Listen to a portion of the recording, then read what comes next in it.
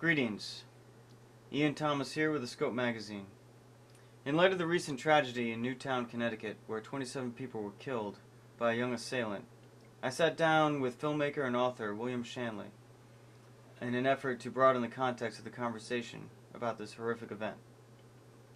Given Mr. Shanley's work and research into matters of national policy, the media, and quantum physics, he seemed to me to be a good source for a new perspective on what has become an all too frequent occurrence in this country and our culture. In regards to the recent shootings, and it seems that we're falling into a typical pattern with the media focusing on the dialectic between gun control versus gun rights, and also the question of mental illness and how is it diagnosed and treated in this country. And it seems that we're set up for another run through the cycle. I say this not in any way diminishing the tragic nature and the horrific nature of the events that occurred, but what I'm interested in looking at is a slightly different perspective of the problem, and thereby maybe trying to change the discussion or broaden the discussion.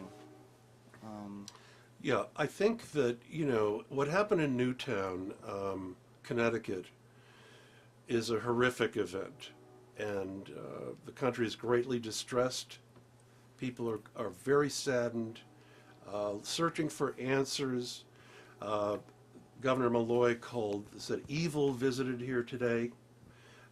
President Obama's talking about children whose lives, their future is preempted. They won't have marriages, they won't get married and have children, they won't have lives. So the question is, what can the most advanced perceptual tools available to us from modern science, how can they inform this conversation? And we are living in the current paradigm we're living in is really from the 18th century. It's Isaac Newton. It's linear causality. And, you wonder, well, what does this have to do with anything? Linear causality works well with mass events or mass objects, like a car hitting a fence post.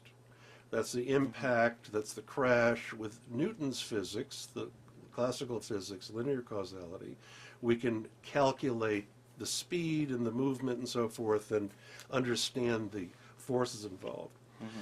But at the most fundamental level of reality, with subatomic particles inside the atom, that kind of observation destroys what we're looking for. In other words, the basic building blocks of the universe, quantum particles, are disturbed by observation, and this is called the observer effect.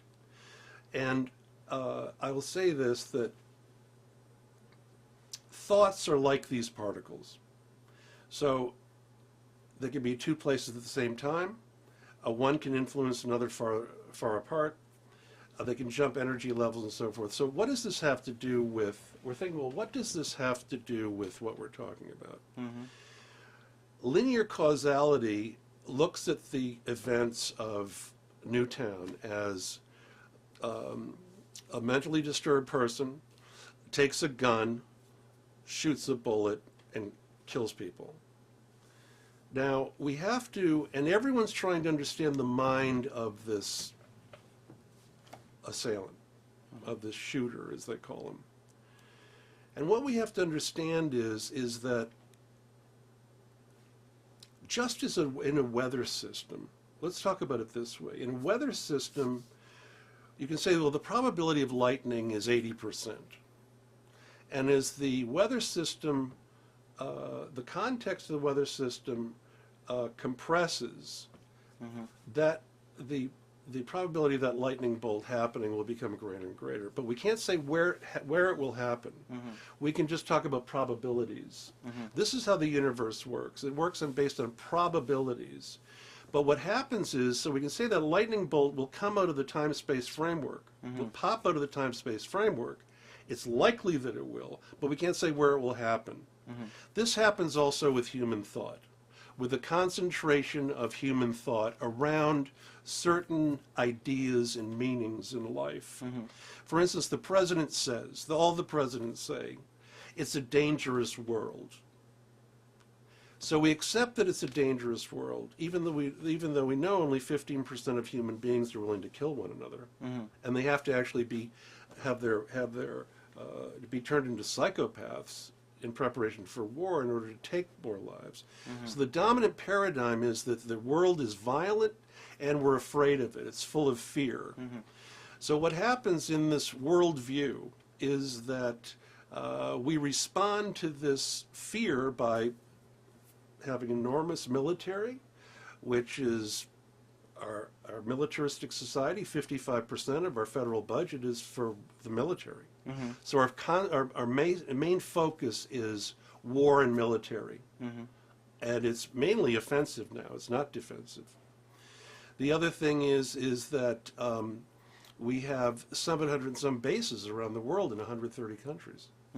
We have our military budget is more than the entire rest of the world put together. So you have this. Think of this as we're swimming in a sea of violence, where violence is seen as the acceptable course to take in settling global events. Right. So why not domestic events? Right. In other words, if the president takes life with the Predator missile, I mean, they're killing children every day. We're killing children every day around the world. The collateral damage from the Predator missiles is much higher than the targets. So we know we're killing innocent people. So when we talk about evil visiting Newtown, we have to look at how we're behaving.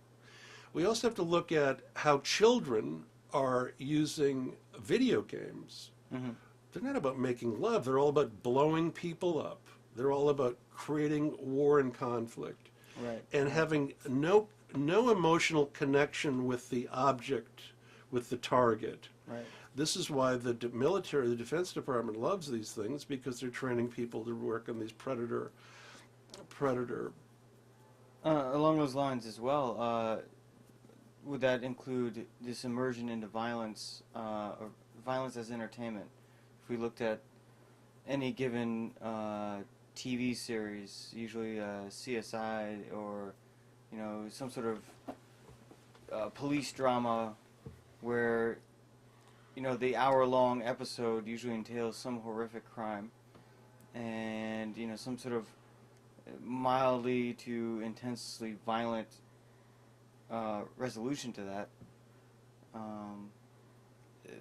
Could that also be included into that whole culture of violence? Yeah, I think in the television there's a long history of particularly the 80s and 90s, I think, of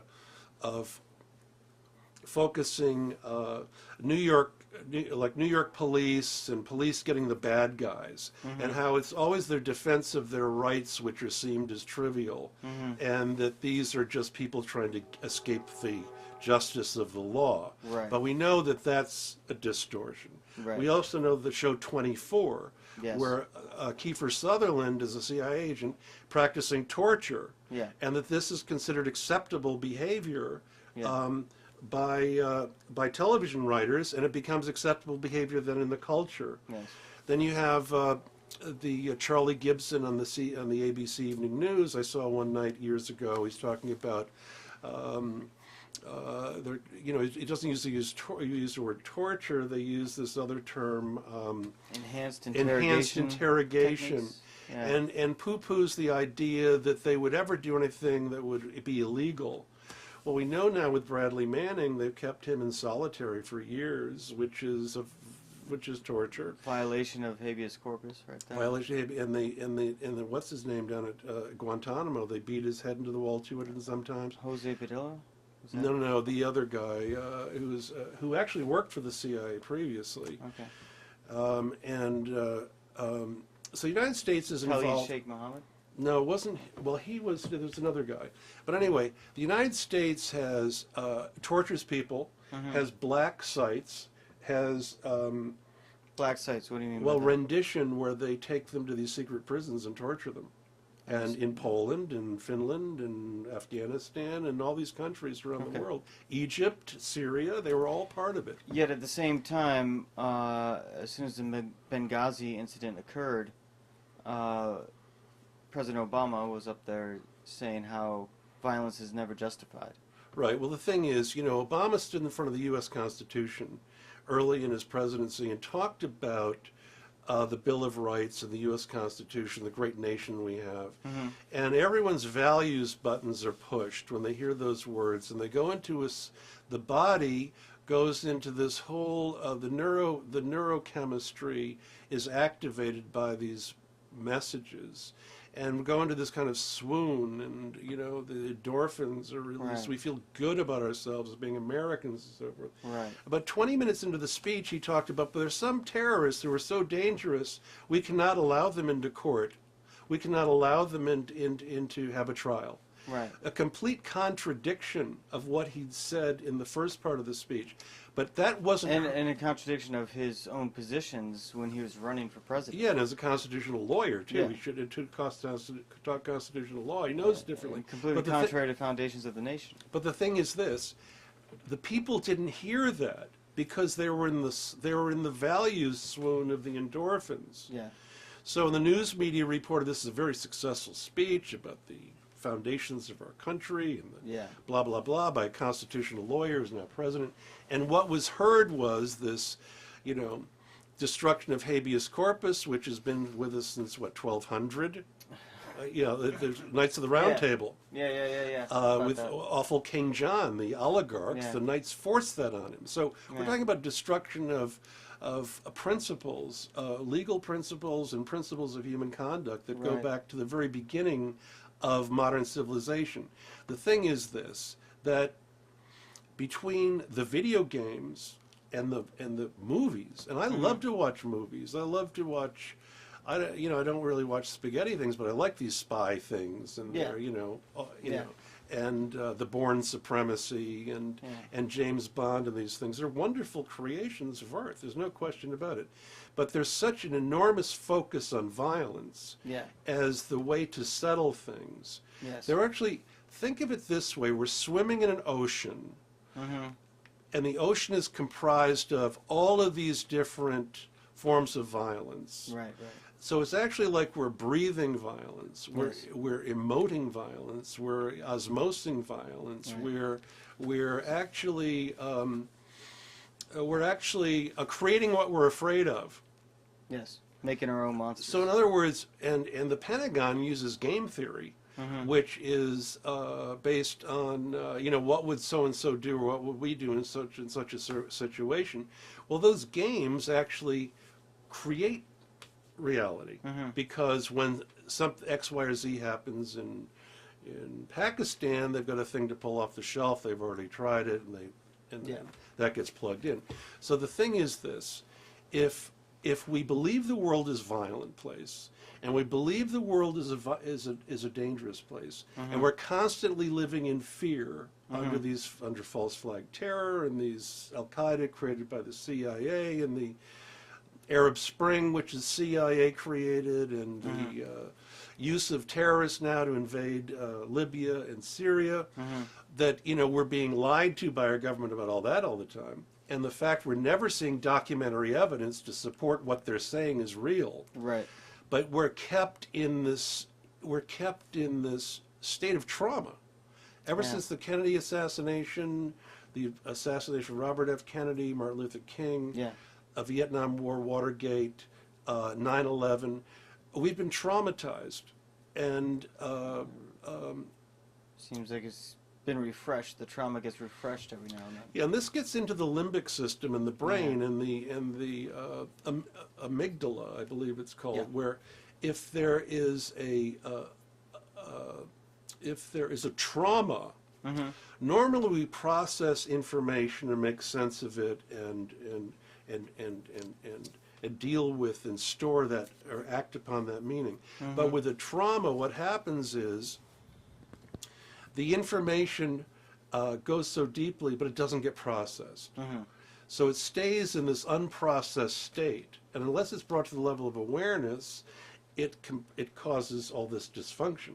Right. So what we have is we have these mass events like the assassinations, anthrax, 9/11, which are the least examined, least investigated events are the biggest events. Right. And this Russ Baker talks about this in my film, that the biggest stories are the least investigated. So we have to understand ourselves, ask ourselves why. Right. And we know that there are models that the CIA have used to, for instance, the assassination of Aldo Moro in Italy in the 70s by the Left Behind operations of NATO. They ran the Red Brigades.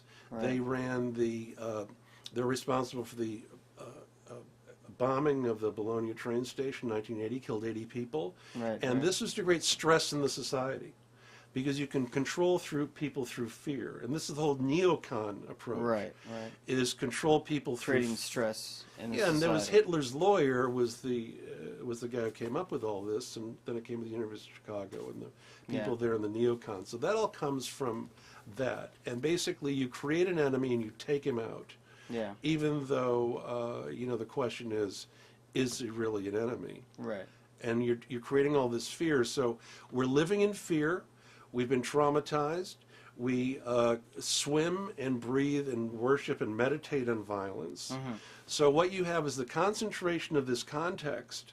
We can look at like a window screen. Think of a window screen, only 3 dimensions, like a matrix. Okay. And as energy builds up around certain points in the screen, around certain nodes, those nodes, although they're invisible to us, actually, that energy, the concentration of energy in those places actually causes these events. So a person who is... Back to the lightning analogy with that. Right, so a person who is under a great deal of stress, this guy wasn't working, he's a nerd, he said he watched video games. We can see he's probably in his own private reality. Yeah, a lot of the reading I've done on him thus far, again, similarities to other shooters in recent history, the descriptions of classmates and friends and family, anecdotally saying that he was a loner, Right. kept to himself, Right. seemed socially awkward, had difficulty making connections with people. People Right. often, disregarded him Right. as well. So these patterns are repeating. Well, the thing is this: the lone gunman model is, which they've used since Kennedy, Yeah. is, we're probably looking at some MK Ultra involved, particularly Robert Kennedy, Sirhan. We're looking at MK Ultra in the Fort Hood shooter, the psychiatrist, the Muslim psychiatrist. Right. Probably also, I'm not sure, but Virginia Tech may have been MK Ultra. The CIA for many years, since the early 50s, it's been their dream to be able to create an assassin who wouldn't remember what he'd done. That could be, who would take a certain action based on hearing a certain word or seeing a certain thing, and would execute this action, and then what they do is they break down, they break down the human personality. It's called dissociative programming. Okay. And what they do is they compartmentalize the mind, so they make, the object has always been, and they use drugs, LSD, all kinds of things trying to get at how to do this. And they said they discontinued it, but I'm sure they didn't. But so the idea is for instance, Sirhan has no recollection at all of his even having been there. And they've interviewed his lawyer and him, and he really doesn't remember a thing. There's also, so we know the CIA is doing these things. Whether or not we can say documentary evidence exists or linear causality, we can point to, no, but we know that this mindset exists at the CIA. Right. They're conducting these experiments, and we really don't know the extent to which, like the Manson events, Right. some of the Kennedy thing, that So- these these may have, there was an attempt on President Carter's life in 1979, Yeah. where the two guys with rifles who were going to shoot him, one was named Oswaldo something, and the other was named, anyway, they had names which were caricatures of Lee Harvey Oswald, Right. and they said they were given the guns, and the Secret Service never really investigated that, but that was and that was during the energy crisis. That was a perfect example of what was probably an MK Ultra thing that they stopped. So the thing is, the MK Ultra stuff does go on. We can't talk about what degree is actually active, Right. but know that they have that ability.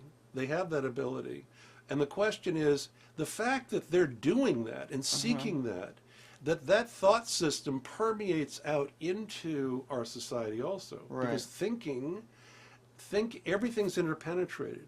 In Yes. nature, everything affects everything else. There are no closed systems. This Right. is the way to think about thought. All thought, you increase the level of suffering anywhere, you increase the level of suffering everywhere. Yes. And you can't go blow people up over there and not have it have an effect Right. on you. So ultimately, what we're doing, as I use the metaphor that, we're so focused on violence. We're a militaristic society. We have 300 million guns. The only use of a handgun is to kill a person. That's the only use of a handgun. It's no other purpose. And the video games, the movies, the totality of it makes us the most violent society in the world. We are the most violent society in the world. Our foreign policy today, we're the focus of evil in the world. We're taking more life around the world through our resource wars and the different things we're doing. Yet from within than this any other culture- country. Yes. I'm not going to dispute that. But from within, there's a large portion of the population in this country that see it quite the opposite. They see the evil on the outside. Right. And Well, the thing is this. I have a friend in the Tea Party, and, there are these absolutists who are into Ayn Rand and so forth, and she was a sociopath, and she was an egomaniac. right. And the model became that her philosophy is that, the rabble and the parasites are the ones who are destroying the works of these great leaders and inventors and so Right. forth. She completely leaves out the fact that the inventors and so forth couldn't execute anything without everything that came before them and the working class to enact it. Right. Right. But anyway, these people have this view of, this guy has this view of the world. It's like I see him out there by a stone wall with a musket, defending the Constitution, while his whole house is being dismantled by bankers and fraudsters, and you know what I'm saying? Yeah. But he's out there, he's going to be an absolutist and defend the Constitution. Right. And that we're ready to go with the enemy. Now, he knows about the war on terror taking life, American lives and innocent lives, 1 million in Iraq by some estimates, by some studies. And yet, he's very involved in Memorial Day ceremonies. And I say, but don't you understand that you're giving psychological cover to the militaristic society by participating in those Memorial Day events, when you're really knowing that our lives are being wasted over phony enemies and phony scenarios, that you should be out there leading a peace march, an anti-war march, a disarmament march. Yeah. Why are you giving them cover, psychological cover, a way out to the leaders by honoring the dead and and knowing it's phony? And how can you encourage men to go fight Yeah. in these wars when you know they're completely, well, he can't really make this, you talk about cognitive dissonance. Yeah. And, but getting back to your point, which was what again? I digressed a little bit. Well, yeah, I think we've definitely gone off on a bit of a tangent. I think, in regards to the most the recent two shooting. ways of thinking in the society. Well, I was saying what Yeah. his view is that, and he supports the Second Amendment. It's always Yeah. the guns. Like you're saying, it's always these external forces. Yeah. It's never us. Yeah. As soon as our culture admits that we have to look in the mirror, that we're the assassins, Yes. And but you see, the status quo, existing worldview, the corporate media, they won't allow that. No. Because that disqualifies the whole effort. Right. The whole industrial complex, the whole effort to get the enemy, the whole thing of the commercialization of war, all the games, the movies, and we have to look at ourselves and take responsibility. Yeah. We have to, otherwise, at a certain point we're punching ourselves in the face, blooding our own nose and saying, well, it's not somebody else, it's ourselves. We're doing this to ourselves. And we created this thought system we're swimming in that every aspect of it is violent. And how we treat our poor.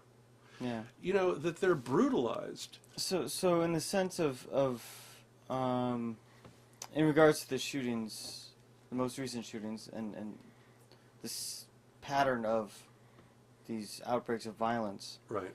Am I correct in surmising from what you said about MK Ultra and CIA, by us advancing this game theory and these other methods of creating killers for the benefit of certain aspects of power and wealth,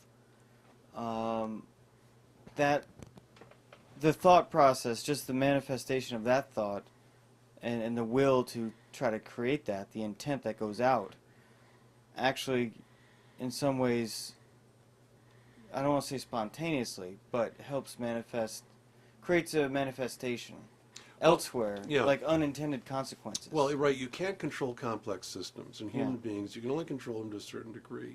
So they're based on probabilities. But the thing is this, right, the major focus of the U.S. government, if 55% of the budget is military, it's death.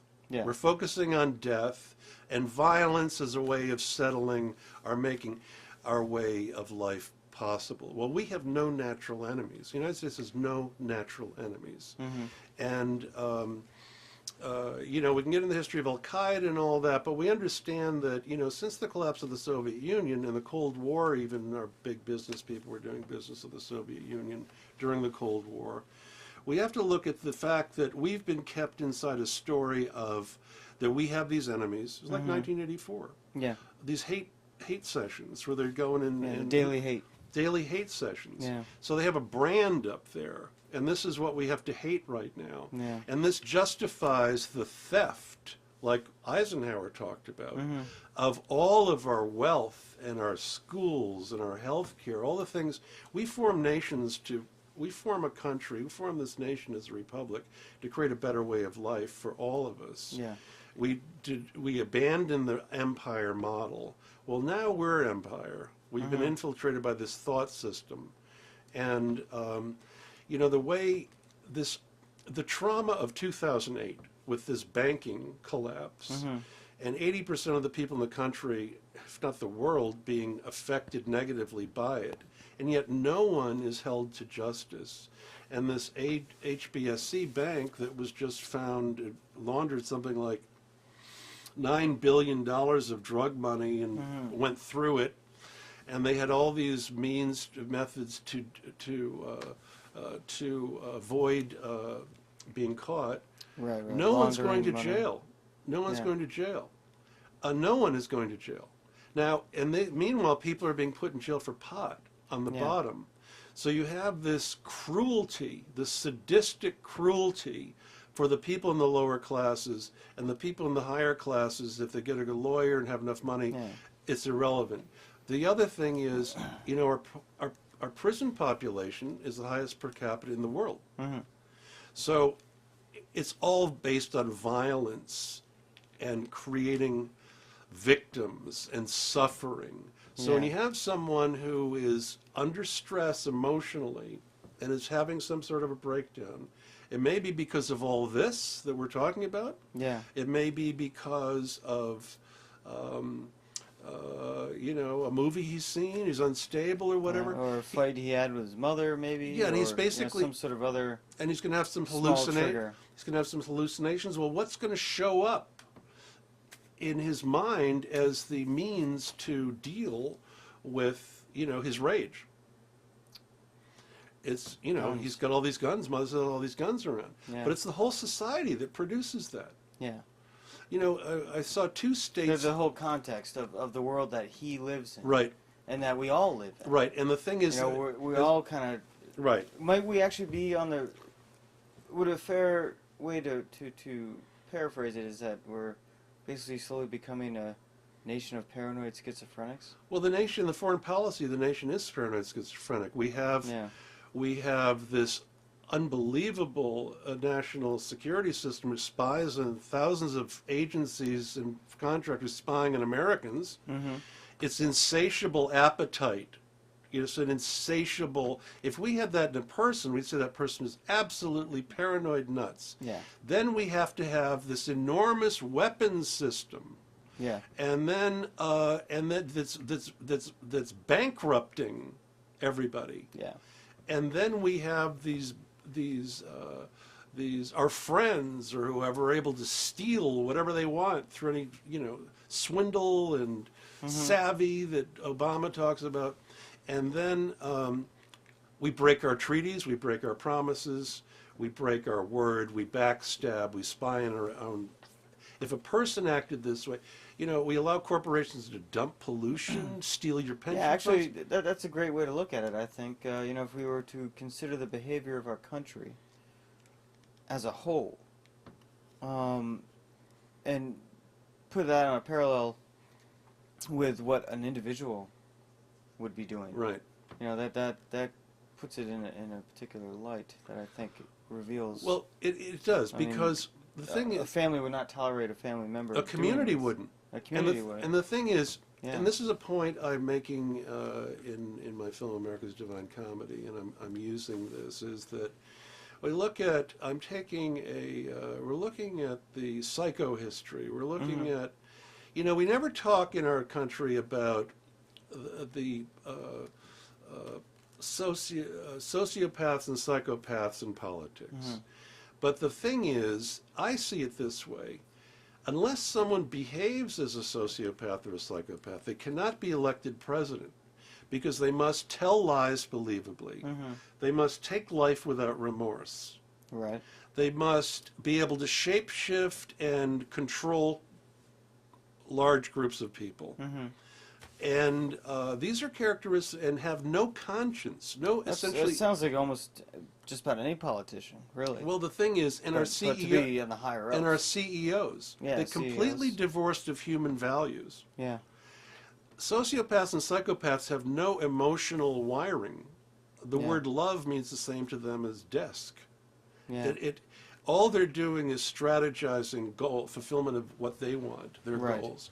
And the thing is, the question is, are we requiring our presidents today and our corporate leaders to be this way? I think so. If Obama got up there during the debate and said, you know, Iraq, we're really sorry for what the most advanced studies show as being 1 million deaths in Iraq from our war on terror. Right. He would be gonged out. The media would be all over him. They'd drive him down in the polls. If that didn't work, they'd create an affair or drugs or something, or they'd take him out. Yeah. They'd tell him he's crazy. They'd have a mental illness thing. Or they would take him out. That's as simple as that, because that's too big a threat to the system. Yeah. But every now and then these things bleed around the curtain and come out, these anomalies, and we see with 9/11 and different things, you start to look at all these anomalies and you start to be able to put together the real world picture. And the world is not a dangerous place. And the more we're told it is, you know, the more fear we live inside The more of. we make it. The more we make it. So the observer is the observed. But the thing is, who's the controller? The controller is this psychopathic entity which is ruling banking. And we talk about a thought system, a thought form, Right. which is running governments. And the thing is that there's a study by a guy named Andrew Lobach-Zuski. He wrote a book called Political Ponerology. Ponerology means the study of evil. And he studied Hitler, Stalin, Lenin, Kaiser Wilhelm, I think, and Pol Pot, who are all psychopaths. Right. And he distinguished in each one. He did a study of 5,000 miners in Poland under Stalin. And he came up with this certain percentage of the population, and also a woman named Margaret Stout, who's a psychologist in the United States. Somewhere between 4 and 6% of the population is sociopathic, psychopathic. They have no conscience. It's impossible for us to think of someone as no conscience because we're always reflecting on our choices all the time. But they have no remorse or guilt. They don't go to psychiatrists because they're good at what they do and they don't think anything's wrong with them. Right. So they're hidden. And what Lobachowski says Not just hidden, but rewarded. Exactly, they rise very quickly. Yeah. And what Lobachowski says is just with any other pandemic, like a global flu, or the community has to inoculate itself by separating these people from society at large. Yeah. And this is something we've never done. We talk about how awful Hitler is. We talk about how, Saddam Hussein, all these people are crazy and evil and all this stuff. But the thing is, we don't deal with that within ourselves. We don't deal with that within our own society. In fact, they don't even talk about it. It's there because it's like a black hole. It's there because the way everything dances around and organizes around it. Right. So it's there, but it's never talked about because that's what's running the show. Yeah. And if you look at this as a thought form or a big energy field, this is what we're swimming in. Yeah. Scarcity is a myth. Money's a meaning backed by nothing but the meaning we give it. How can it be scarce if it's backed by nothing? Yet we're living in the prison of scarcity, this austerity nonsense. Well, psychopaths do that because they derive pleasure from controlling you, and watching you suffer. And that's all going on. Well, that pretty much That sums it up. sums it up, I think. All right, till next time. That answers my question. All right, thanks. All right. See you next time. Thank you.